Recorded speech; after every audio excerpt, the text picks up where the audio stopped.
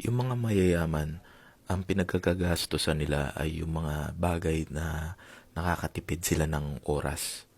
Like for example, kung mapapabilis yung isang bagay or makakatipid sila ng oras, mas mabilis sila makakarating dun sa lugar na yon, yun yung pinagkagastusan ng mayayaman.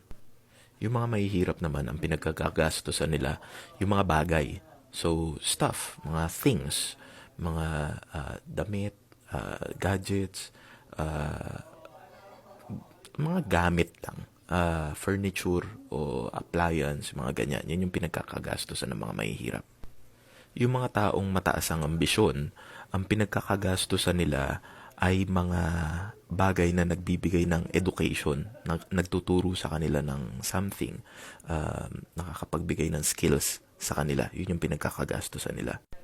And yung mga tamad na tao, ang pinagkakagastusan nila ay mga distractions. Things na malilibang sila. Yung mawawala yung attention nila dun sa kailangan nilang gawin. So things like yung mga entertainment, mga nanonood ng kung ano man, mga ganong bagay.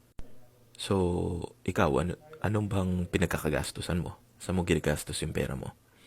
So, itong quote na to, natutunan ko kay Alex Hormozy.